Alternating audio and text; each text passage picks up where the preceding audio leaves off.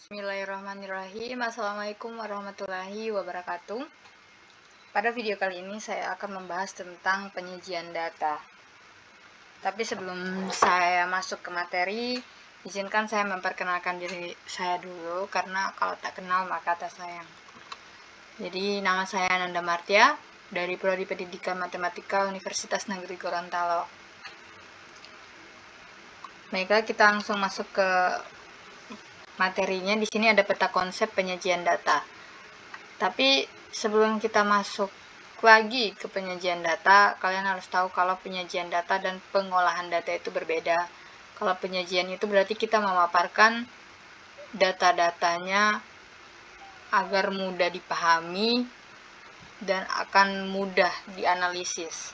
Sedangkan pengolahan itu berarti kita sudah masuk ke perhitungan, sudah masuk mengolah data gitu, sudah mulai masuk menghitung, misalnya kayak median, modus. Nah, itu pengolahan data.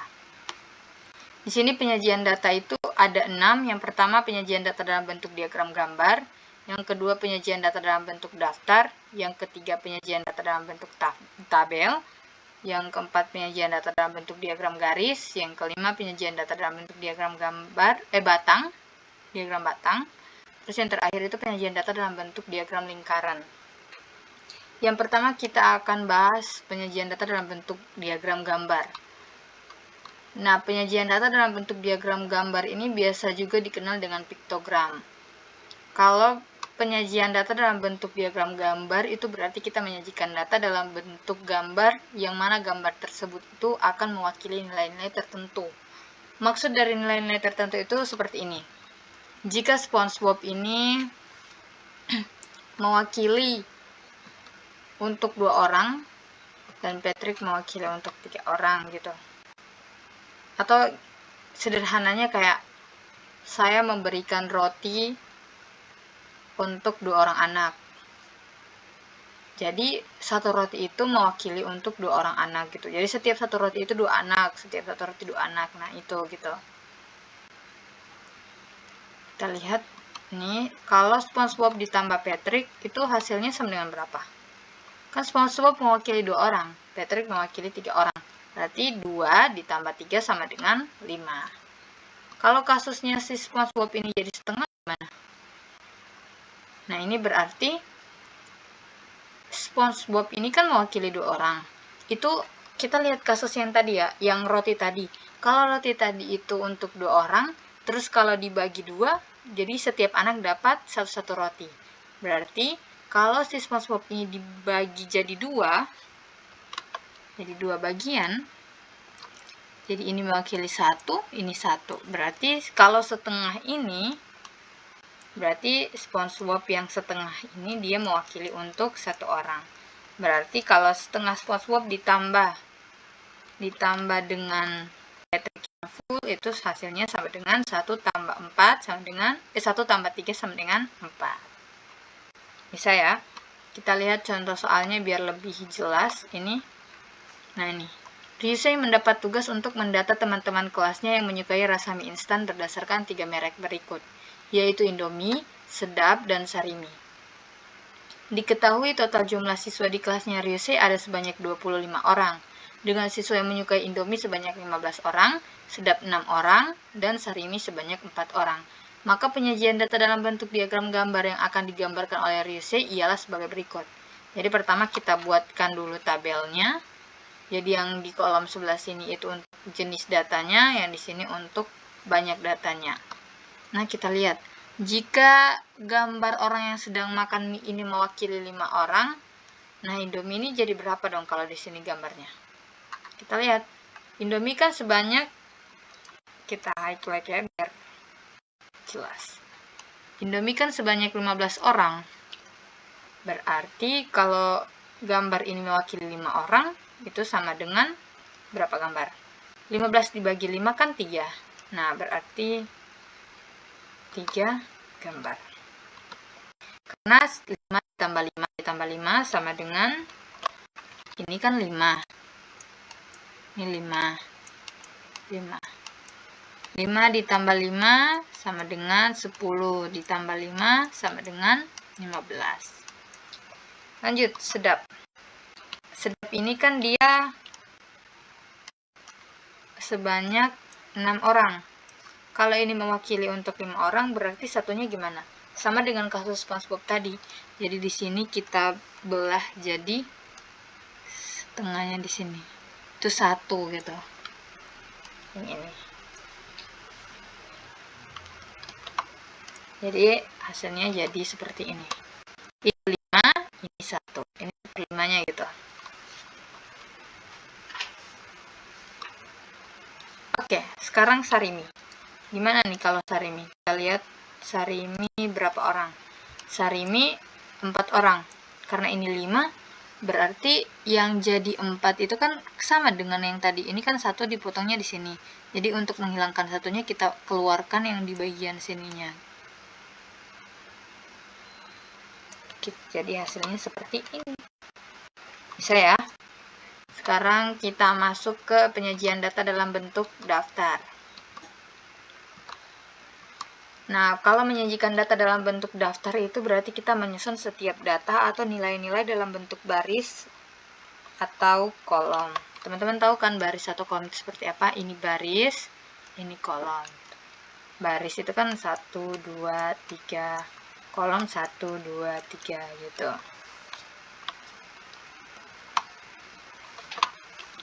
Kita lihat contohnya. Dalam kelas 6A ada 10 siswa yang mendapatkan nilai tertinggi dalam mata pelajaran seni budaya dan keterampilan. Dengan 3 siswa itu yang mendapatkan nilai 100. 4 siswa itu dapat 95. 2 siswa dapat 89. 1 siswa dapat 80. Nah, jadi penyajian data dalam bentuk daftar ialah sebagai berikut. Kalau misalnya dalam bentuk baris berarti dia bentuknya gini kan. Jadi nanti ini diurutkan, ditulis ya. Jadi kayak 1, 2, 3, 4 gitu. Jadi nanti datanya jadi seperti ini kalau dalam bentuk daftar, kalau disajikan gitu. Ini kalau kita urutkan dari nilai yang paling tinggi ke yang paling rendah. 100 sampai ke 80. Kalau kita urutkan dari rendah ke tinggi, berarti 80-nya kita pindahkan ke depan, 100 kita pindahkan ke belakang. Kalau dalam bentuk kolom, itu jadinya kan ke bawah gini. Kalau ini kan bentuk baris, ini. Kalau kolom dia jadinya seperti ini. Ini, kalau diurutkan dari paling tinggi ke yang paling rendah. Kalau yang ini, diurutkan dari yang paling rendah dari yang paling rendah ke yang paling tinggi. Bisa ya? Selanjutnya penyajian data dalam bentuk tabel.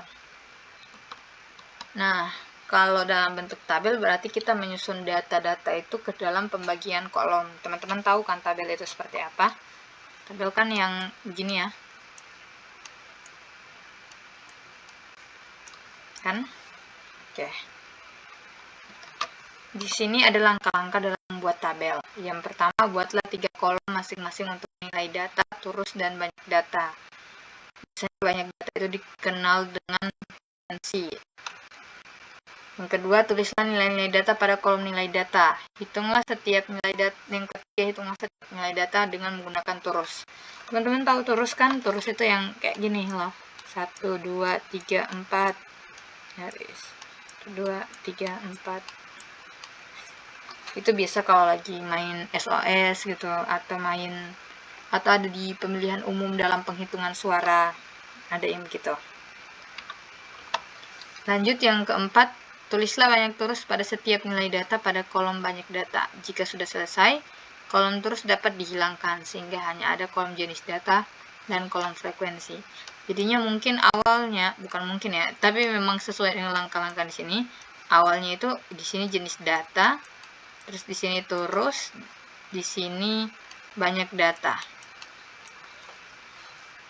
Jadi pertama kita tulis jenis datanya dulu, terus banyak Di sini tulisan nilai data pada kolom nilai data. Jadi di sini nilai datanya, kalau nilai datanya misalnya 20, setelah 20 itu kita diminta untuk menghitung datanya dengan menggunakan turus. Berarti 1, 2, 3, 4, 5 gitu. Biasanya sih turus sudah tidak digunakan ya. Biasanya sudah langsung jenis data sama banyak data. Karena di terakhir kan jika sudah selesai, kolom turus dapat dihilangkan.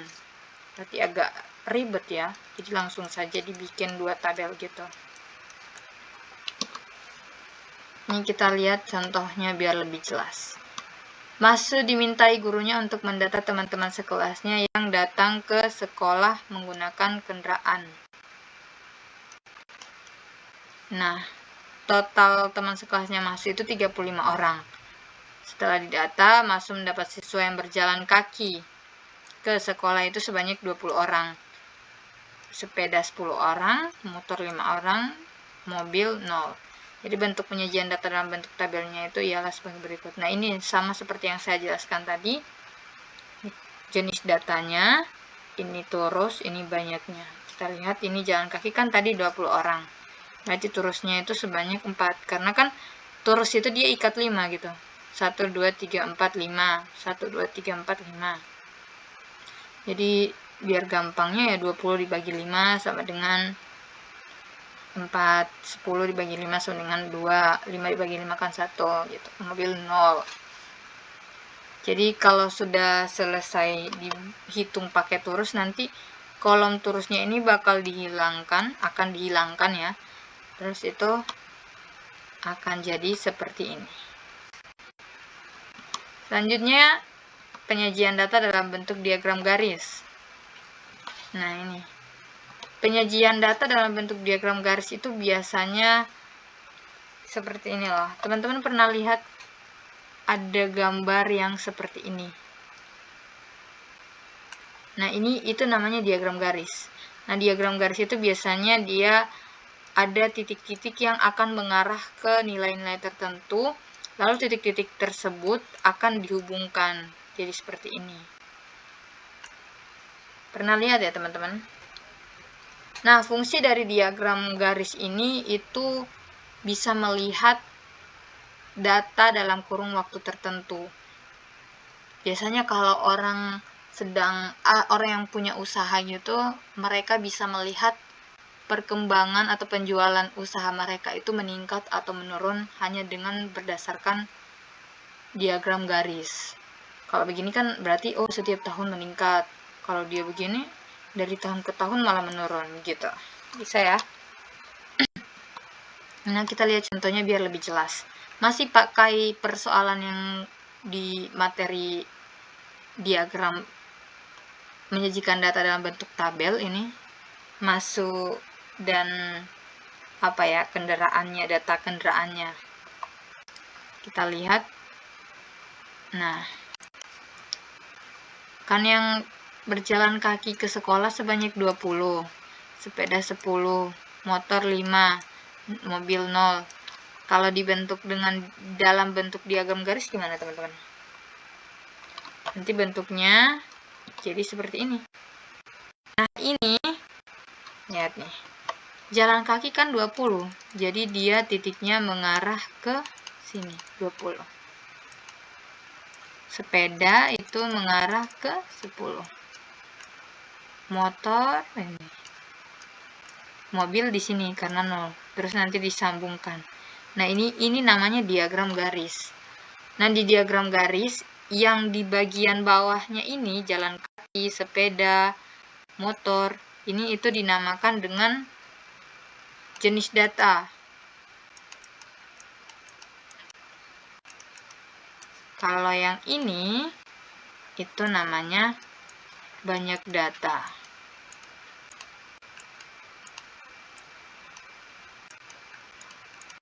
Atau frekuensi. Ya. Selanjutnya kita masuk ke penyajian data dalam bentuk diagram batang. Nah, diagram batang sama diagram garis itu sama kok. Ya, bedanya kalau diagram garis kan dalam bentuk garis, kalau diagram batang dalam bentuk batang. ya bentuknya tetap sama seperti ini, cuman penyajiannya itu dia menggunakan persegi panjang atau batang. Fungsinya juga sama dengan diagram garis. Itu bisa melihat data dalam kurun waktu tertentu. Nah, ini seperti ini. Nah, lihat kan yang di bawah itu dia jenis data, nilai data, yang di sini tuh di arah ini ya. Itu dia kuantitas atau frekuensi atau jenis banyak data. Kita lihat contohnya masih sama. Kita bisa langsung mengubah diagram garis tadi menjadi diagram batang.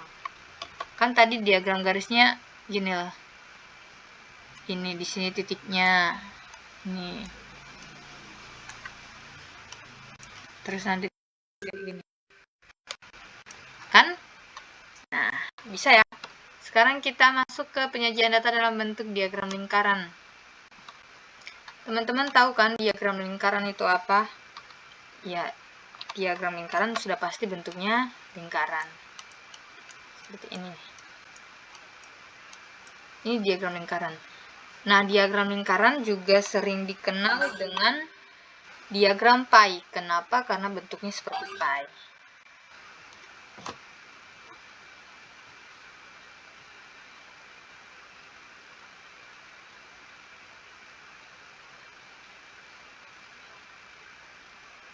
Sekarang ini. Nah, ini lihat pengertiannya. Penyajian data dalam bentuk diagram. Penyajian data dalam bentuk diagram lingkaran ya itu salah. Dalam bentuk diagram ialah penyajian data dalam bentuk lingkaran yang biasanya setiap besarnya dinyatakan dalam bentuk derajat atau persen. Jadi nanti kan di diagram lingkaran itu ada yang kayak beginilah. Nah, ini untuk menyatakan ini itu, atau ganti warna deh biar lebih jelas. Nah, untuk menyatakan yang kuning ini itu biasanya menggunakan itu biasanya dinyatakan dalam bentuk persen atau dalam bentuk derajat. Bisa ya? Oke, di sini ada langkah-langkah. Tapi saya hapus dulu. Nah, di sini ada langkah-langkah dalam membuat diagram lingkaran. Yang pertama, menghitung besar sudut pusat atau persentase juring lingkaran yang menggambarkan setiap nilai data. Nah, juring lingkaran itu yang ini loh, yang tadi itu yang mau dihitung. Ini juring lingkarannya. Kan kita perlu menghitung besarnya berapa. Nah, kalau untuk menghitung, kalau misalnya di soal diminta untuk dinyatakan dalam bentuk derajat, ya berarti rumusnya banyak nilai data per jumlah data dikali 360 derajat. Kalau misalnya dinyatakan dalam bentuk persen, ya berarti dikali dengan 100%. Selanjutnya, itu yang langkah kedua itu membuat lingkaran dan dilanjutkan dengan membagi lingkaran tersebut menjadi juring-juring lingkaran. Nah, besar sudut setiap juring itu sesuai dengan hasil perhitungan yang ini. Yang menggunakan rumus yang ini. Oke. Kita langsung lihat saja contohnya, biar lebih jelas.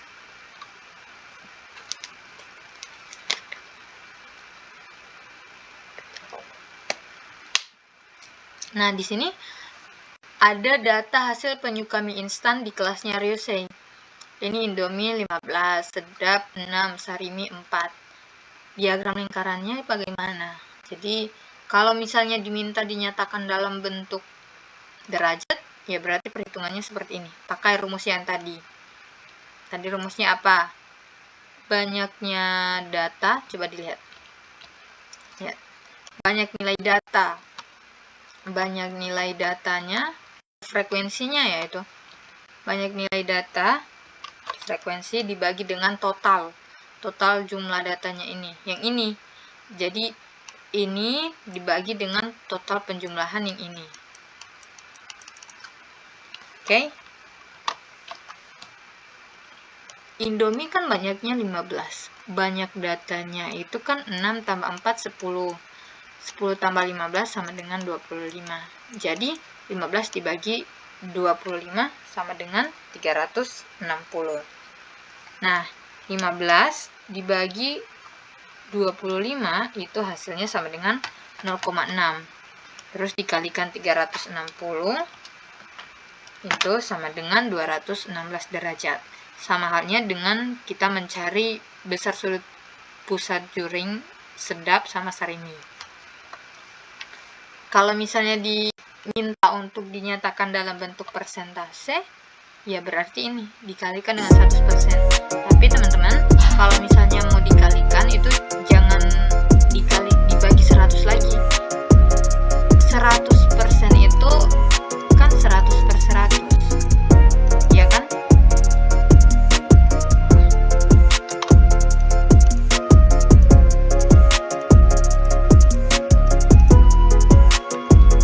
Jadi 100% itu kan 100 per 100. Kalau sesuai dengan rumus yang ini, kan nanti 15 dibagi 25 dikali 100%. Itu sama dengan 0,6 dikali 100 per 100 kan? Jadi nanti dikalikan ke 100 terus dibagi 100 itu tidak boleh. Itu salah. Nanti hasilnya jadi 0,6 lagi. Jadi langsung kalikan saja 0,6 dikali 100. Tidak perlu dibagi 100 lagi. Oke? Bisa ya? Nah, 15 dibagi 25 0,6 dikali 100 sama dengan 60%. Begitu juga kalau mau mencari besar sudut pusat juring untuk sedap dan sarimi. Nanti diagram lingkarannya kalau dalam bentuk persen akan jadi seperti ini. Kalau dalam bentuk derajat jadi seperti ini. Bisa ya? Nah, ini ada latihan soal. Kita lihat nih. Ini soal pernah muncul di ujian nasional 2013 kalau nggak salah ya. 2013 atau 2017. Saya lupa ini. Kita lihat di sini ada soalnya. Data di atas adalah banyaknya buah-buahan yang terjual di CP Sari Manis dalam 1 minggu. Nah, jumlah mangga, anggur, dan apel yang terjual adalah, jadi kita cari tahu dulu mangga berapa, anggur berapa, apel berapa. Kita cari tahunya lewat ini. Teman-teman tahu ini kenapa? Ini diagram batang, ya kan? Nah, kita lihat mangganya mengarah nilai berapa ini? Oh, 60. Berarti mangga sama dengan 60. Sekarang apa? Anggur. Kita lihat anggur. Dia mengarah di mana? Oh, di antara 40 dan 50.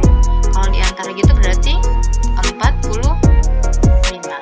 Berarti anggur sama dengan 45. Sekarang apel. Kita lihat apel dia mengarah di nilai berapa? Oh, 80.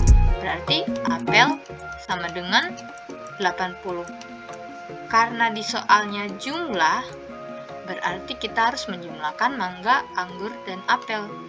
Nah, berarti 60 ditambah 45 ditambah 80 itu sama dengan 60 tambah 45 tambah 0 tambah 0 kan 0. Nah, di sini 5. Gini aja deh biar lebih mudah. 60 tambah 45. 60 tambah 45 kan 0 tambah 5 5. 60 tambah 4 kan 10. 105 ditambah 80 sama dengan 5 tambah 0 kan 5. 10 tambah 8 sama dengan 18. Kita lihat totalnya kan 185. Kita lihat di pilihan gandanya. Oh, ada. Ternyata jawabannya adalah C.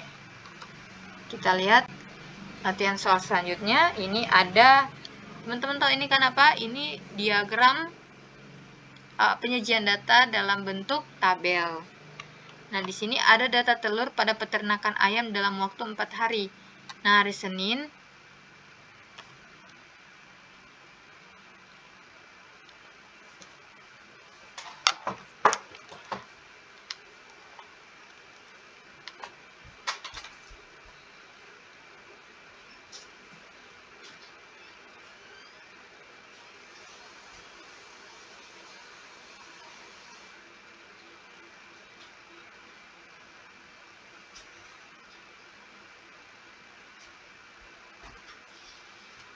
Nah, hari Senin itu dia banyaknya telur 150, Selasa 170, Rabu 160, Kamis 140.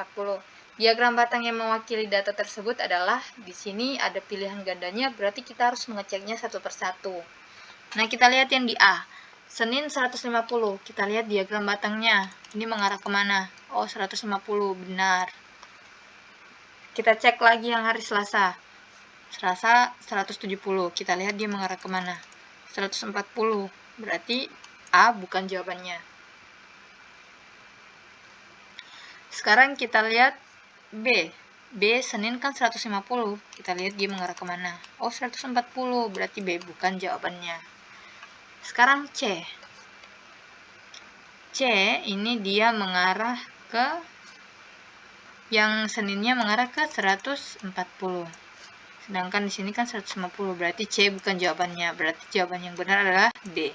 Tapi meskipun D ini jawaban yang benar, kita harus tetap mengeceknya. Senin berapa? 150, benar. Selasa 170, benar. Rabu 160, benar. Kamis 140, benar. Berarti jawabannya adalah D. Nah, ini sekarang ada soal ini, penyajian data dalam bentuk, ya benar, dalam bentuk daftar. Kalau yang ini dalam bentuk tabel. Nah, di sini soalnya nilai matematika siswa kelas 6 SD Tunas Harapan Bangsa sebagai berikut. Ini belum diurut. Jadi biasanya itu kita harus mengurutkan dulu dari yang paling kecil ke yang paling besar. Dan di sini kita lihat di pilihan gandanya kan sudah ada diurutkan gitu, 65 sampai 95. Dari yang kecil ke yang terbesar, biar lebih mudah untuk mencari. Tapi kalau saya mencarinya itu pakai bulat-bulat, jadi nanti kerjanya bakal jadi kayak gini. Kita lihat yang pertama kan 65 itu yang paling terkecil, jadi kita cari yang 65. Yang 65 di dalam data bentuk baris ini. Kita lihat 70, 65, oh ada 1. Cari lagi 65 di mana? Nah, ini 1. Nah, 65 berarti sama dengan 2. Sekarang kita cari 70. 70 ini pertama ada 1, 2, 3, 4. Ada lagi gak?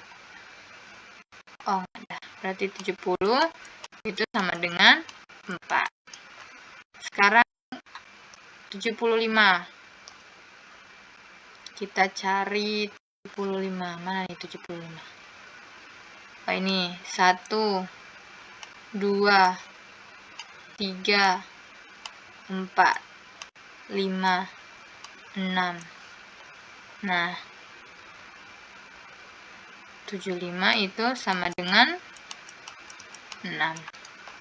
Sekarang apa nih selanjutnya? Oh, 80. Sekarang cari 80. Mana nih 80? Oh, ini 1, 2, 3, 4, 5. Nah, 80 itu sama dengan 5. Selanjutnya 85. 85 ini 1, 2, 3, 4, 5, 6, 7. Oh, 85, 7. Ini harus teliti ya teman-teman, jangan sampai kelewatan. 85 sekarang 90. Oh, ini 1, 2, 3. 90 sama dengan 3. Yang terakhir itu 95 ya, yang terakhir ini. Ya. Terakhir 95. 1 doang ya. Itu soalnya terakhir. 95 sama dengan 1. Oke, sekarang kita lihat satu persatu di sini. Nah, A 65 benar, 74. Tapi kalau kita lihat A, B, C sampai D itu bagian 65 sampai 70 itu sama. Jadi kita lihat yang sisanya saja, 75. 75, 6. Oh benar, A benar. B, 5. Oh salah, berarti B bukan jawabannya. C, 6. Benar. D, 6. Benar. Sekarang 80. 80 kan 5. Oh, A benar. Soalnya ini 5. C, 87. Oh salah. Karena 80 itu kan 5. Jadi C bukan jawabannya. Berarti di antara A sama D. Sekarang kita lihat 85, 7. Kita lihat di sini. Oh ini 3. Berarti ini salah, bukan jawabannya. Maka jawabannya adalah D. 8. Tapi walaupun D benar, kita tetap harus mengeceknya lagi ya teman-teman. Kita lihat ini tadi di mana ya? 85, 7 benar, 93 benar, 95 1 benar. Nah, berarti jawabannya adalah D. Nah, ini soal ini diagram lingkaran. Kita lihat. Diagram berikut menerangkan tentang makanan kegemaran 50 siswa kelas 6. Kelas 6 SD. Pertanyaannya, banyak siswa yang gemar makan sate adalah. Wah, kita lihat nih. Ini dinyatakan dalam besaran persentasi. Bakso 30%, soto 20%, mie 15%, gado-gado belum tahu, sate juga belum tahu. Tapi kita bisa tahu gado-gado dari sini. Ini kan apa ya? Tegak lurus. Dan biasanya kalau sudut tegak lurus itu dia 90 derajat. Jadi kita ubah 90 derajat itu menjadi persen. Caranya 90 dibagi 360 terus dikali 100. Nah, 90 dibagi 360 itu hasilnya sama dengan 0,25. Dikali 100 itu sama dengan 25. Berarti gado-gado itu besarannya itu 25%. Sate, sekarang kita belum tahu satenya berapa. Nah, cara mencarinya itu kalau satu lingkaran full dalam besaran persentase itu dia sebesar 100%. Ya, 100%. Jadi kita kurangkan dengan semua besaran-besaran yang ada di sini biar kita dapat si besaran sate. Jadi 100% dikurang 30 dikurang 25 dikurang 15 ya, dikurang 20 dikurang 15. Hasilnya sama dengan 100 dikurang 30 sama dengan 70. Kurang 25. Turunin gitu. Aduh, salah lagi tuh. Dikurang 20 dikurang 15. 70 kurang 15 berapa? 45 dikurang 20 dikurang 15 itu sama dengan 45 dikurang 20 itu sama dengan 25 dikurang 15. 25 dikurang 15 dapatnya 10. Berarti sate sebesar 10%. Nah, pertanyaannya banyak siswa yang gemar makan sate adalah, kita nggak tahu nih, ini karena dalam bentuk persentasi. Tapi kita bisa mencarinya dengan, karena sate yang ditanya, karena kita juga sudah tahu semua total siswanya berapa, itu rumusnya jadi 10/100 dikali dengan banyaknya siswa. Itu sama dengan 50. Hasilnya sama dengan 10 dibagi 100 sama dengan 0,1 dikali 50 hasilnya sama dengan 5. Berarti jawabannya C. Lanjut. Ini. Diagram berikut menyajikan 5 jenis burung yang dilindungi. Jika jumlah kelima jenis burung tersebut 40 ekor, selisih antara burung jalak Bali dan kasuari adalah. Nah, kita lihat di sini sama nih persoalannya dengan soal yang sebelumnya. Jalak Bali kita belum tahu, tapi ini dalam bentuk derajat ya. Jalak Bali kita belum tahu, kasuari sudah bisa kita tahu karena ada tanda seperti ini. Tanda seperti ini dengan yang tadi itu sama 90. Jadi di sini 90 derajat. Jalak bali. Cara mencari besarannya jalak bali juga sama dengan yang soal sebelumnya. Cuman kalau yang soal sebelumnya itu kan dalam bentuk persen, berarti dikurang dari 100. Karena ini dalam bentuk derajat, berarti kita kurangkan dengan 360 derajat. Kenapa? Karena lingkaran itu kalau dalam bentuk derajat itu sebesar 360 derajat. Jadi 360 dikurang 90 dikurang 72 dikurang 54 dikurang 36 sama dengan kita kurangkan 360 kurang 90 berapa? 270 dikurang 72 dikurang 54 dikurang 36 itu sama dengan 270 kurang 72 berapa? 198 dikurang 54 dikurang 36 jadi 198 dikurang 54 berapa? 144 dikurang 36 itu sama dengan 108. Berarti di sini itu sebesar 108 derajat. Jika jumlah kelima jenis burung tersebut 40 ekor, berarti kita bisa cari banyaknya itu ya. Terus pertanyaannya, selisih antara burung jalak bali dan kasuari adalah? Ya kita tinggal mencari banyaknya jalak bali dan kasuari. Berarti cara mencarinya, jalak bali atau JB, widih, kayak Justin Bieber.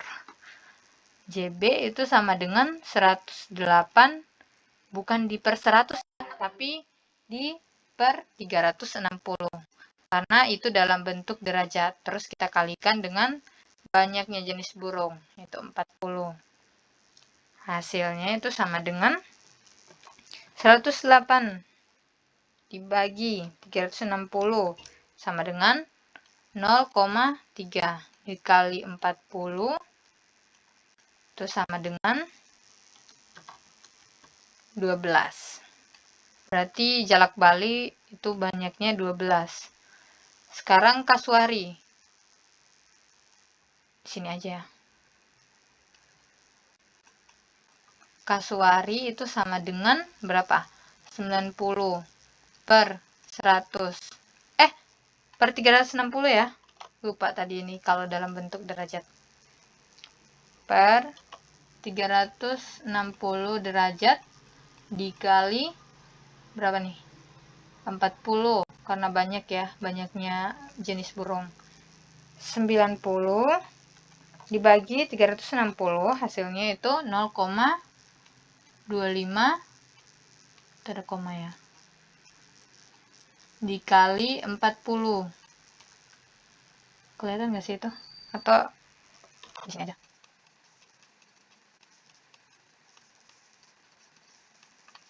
Nanti sini berapa? 0,25 dikali 40 itu sama dengan 10.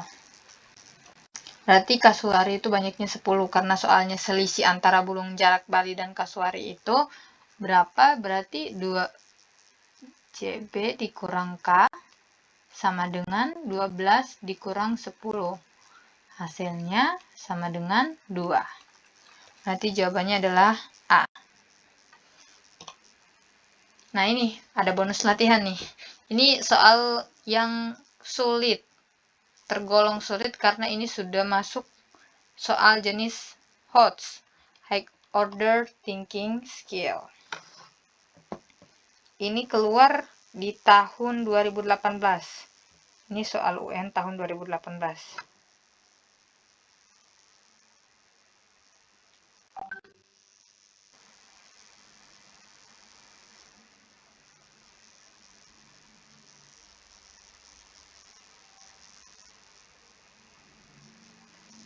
Jadi kita lihat di sini, kita lihat di sini kemeja. Kemeja kan sama ya, berarti di sini pasti 25%. Pasti dong, karena ini dalam bentuk persen. Dan ini derajat gitu.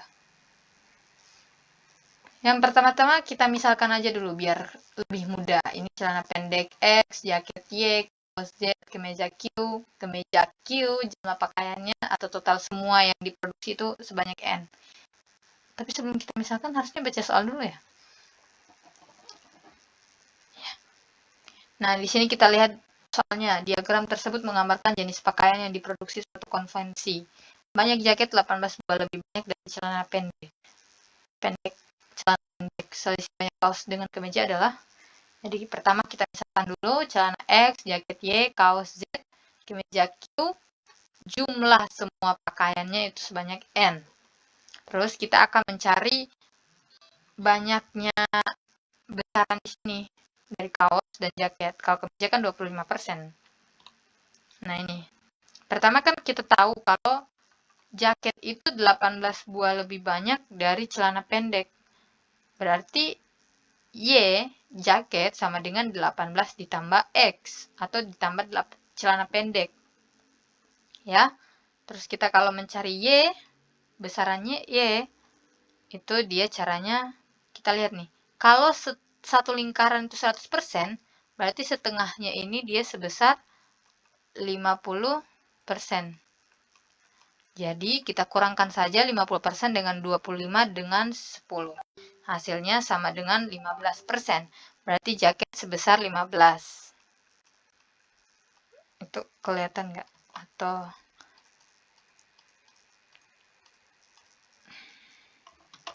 sini 15. Sekarang Q. Q itu kan kemeja. Kemeja kan sudah dapat 25. Tinggal si kaos. Kaos ini kan Z. Jadi kalau mencari Z sama juga. Dari sini ke sini kan 50%. Jadi caranya 50% dikurang 15. Ini hasilnya 35. Berarti kaos sebesar 35 derajat. Nah, kalau kita akan mencari si nilai N ini, karena kita belum tahu total jumlah pakaiannya, berarti kita cari dengan cara ini. Yang rumus tadi, banyaknya data atau besaran datanya dibagi dengan total semuanya. Oh, bukan total semuanya. Jadi kita mencari dengan rumus ini, banyaknya data diperseratuskan terus dikali dengan semua total jumlah pakaiannya. Kenapa diperseratuskan? Karena ini besarannya kan 100. Ini sama loh yang kayak tadi nih. Yang ini 360 sama yang ini 100. Sama kok cara mencarinya. Nah, kita lihat caranya. X itu kan celana pendek. X sama dengan 10 per 100 dikali N. N kan belum ditahu. Jadi dapatnya 10 per 100. Ini mati sisa. Ini kan 10 dibagi 10 kan 1 gitu. Mati sisa 1. Mati sisa. Bukan sisa 1 ya. 10 bagi 10 kan habis gitu. Jadi ini mati. Ini sisa 10. Jadi 10 kali itu kali N. Jadi kan nantinya jadi X sama dengan 10 kali N. Kalau kita pindahkan 10 ke sebelah kan jadi 10 kali N juga ya.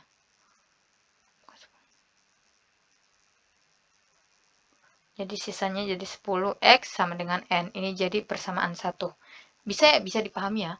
Jadi N-nya itu kita jadikan hasilnya sama dengan gitu. Next ini Y.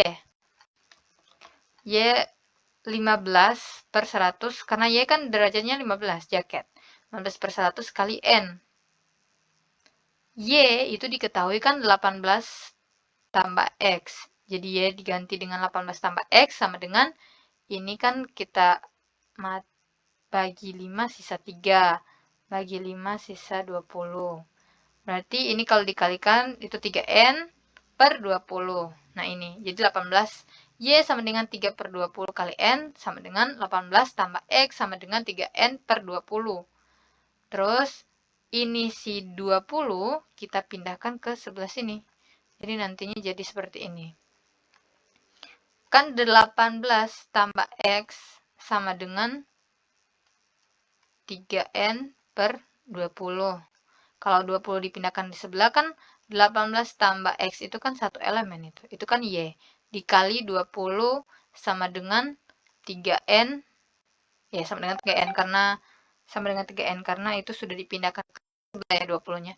Terusin 20 dikali 18 sama dengan 360 ditambah 20 kali X kan 20X. Itu sama dengan 3N. Jadi hasilnya yang ini. Nah, ini jadi persamaan kedua. Selanjutnya, setelah dapat persamaan 1 dan persamaan 2, kita substitusikan persamaan 1 ini ke persamaan 2.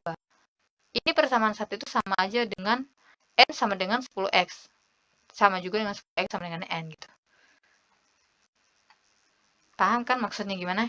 Jadi kan 10X kan sama dengan N. Sama aja dengan N sama dengan 10X. Nilainya gitu, nilai N-nya. Nah, kita substitusikan persamaan 1 ke persamaan 2, jadi 360 ditambah 20X sama dengan 3N. N itu kan 10X, jadi 360 ditambah 20 diturunkan, 3 dikali N. N-nya 10X, 10X. Jadi 3 kali 10X. Nah, turun 360, 20-nya kita pindah ke seberang, jadi min 20X ditambah 3 kali 10 kan 30. 30X, 3 kali 10X gitu, 3 kali 10X, 30X gitu. Nah, min 20X ditambah 30X jadinya jadi 10X, jadi 360 sama dengan 10X.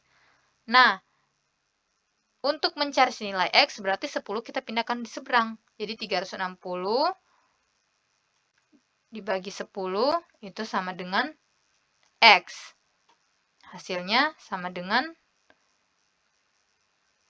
di mana nih kita pindahin? Oh, jangan di situ. Sama dengan X. 360 dibagi 10 kan 36. Jadi X sama dengan 36. Kita pindahin sini aja deh. 360 per 10 sama dengan X. Maka 36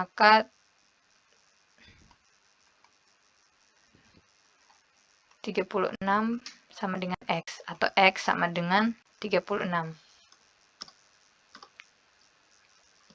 Next, karena kita sudah dapat nilai X-nya sama dengan 36, sekarang si X itu kita substitusikan di persamaan 1 nih. Jadi, 10X sama dengan N, 10X sama dengan N, yang ini, X sama dengan 36. Jadi, 10 dikali 36 sama dengan N. 10 kali 36 kan hasilnya 36. Nah, berarti N sama dengan 366. 10 kali 36 itu sama dengan 360. Gitu. Berarti hasilnya N itu sama dengan 360. Berarti jumlah pakaian sekarang kita ketahui sama dengan 360. Kalau kita sudah tahu yang semua jumlah pakaiannya itu, totalnya itu, berarti kita akan bisa mudah mencari banyaknya jaket, celana pendek, kemeja, celana pendek, dan kaos. Tapi karena yang diminta itu selisih banyak kaos dan kemeja, berarti kita tinggal mencari kaos sama kemeja aja. Nah, sekarang kita pakai rumus yang tadi itu. Ini bisa kelihatan nggak? Atau aku hapus saja? Atau saya hapus saja ya? Atau ya udahlah, biarlah. Kita lihat nih. Z kan kaos ya. Kalau mencari kaos berarti 35 per 100 dikali dengan 360, yaitu jumlah pakaian totalnya itu.